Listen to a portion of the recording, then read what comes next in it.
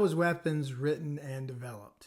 Well, remember his friend that I mentioned earlier, Trevor Moore? He passed away in 2021.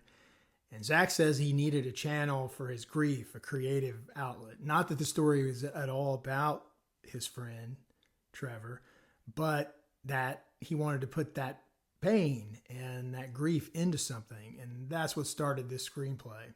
He went back to his storytelling style of multiple POVs, nonlinear structure, and he just amped it up this time.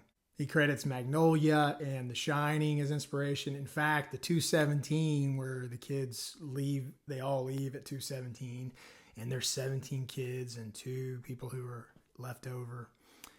He credits that to The Shining because you remember the room in The Shining was room 217. And Cregger says he started writing the screenplay. He had no idea where it was going for the first 50 pages. He was just had an interesting hook. He kept writing, and then when he figured it out, he knew he really had something. So he completes the script and it goes out to market January 22nd, 2023. And within hours, he has multiple offers. The next morning, even more offers. And the winning bid is Warner Brothers. They sign on for $38 million production budget plus $10 million directly going to Cregger for writing, directing, and producing. And one of the production companies that was bidding on it and missed out was Monkeypaw Production. That's Jordan Peele's company.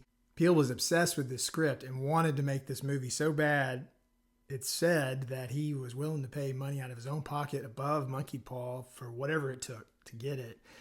And his agents and his team didn't make that happen. He was very upset about that. And it's said that that was contributed to the fact of him firing his agent. So this was a popular script. A lot was happening very fast. And now we have Weapons. Pre-production began in early 2023 with the major casting announcements, including Pedro Pascal was going to be the lead in this.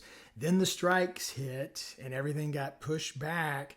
And by the time the strikes resolved, Pascal couldn't do it because he had these other commitments that he had had previously. So they had to find a new lead male actor, and they cast Josh Brolin in the role. And then when they did that, you know how it is. It's like when you have a new person, you have to go back and look at all the other characters or actors and see the chemistry. So they ended up recasting everybody except for one person. So a whole new cast. And principal photography began May to July 2024 around Atlanta, although the film is actually set in Pennsylvania. Part of the filming took place at a real school. So Maybrook Elementary is an actual elementary school. It's actually Brockett Elementary in Tucker, Georgia. And then post-production amped up early this year with a 37-track score composed for the film. And the soundtrack for that was just released just last week along with the film.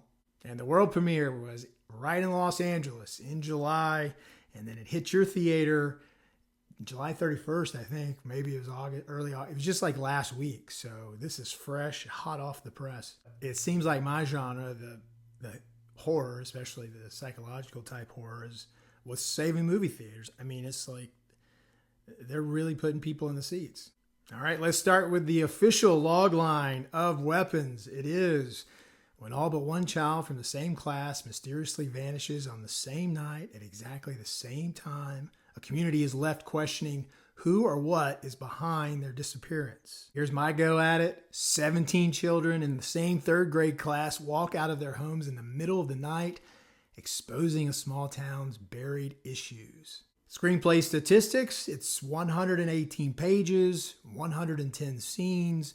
Runtime is 2 hours and 8 minutes, so that's about 1 minute and 5 seconds per page, and about one scene per page. And now for formatting, mechanics, and style. That's where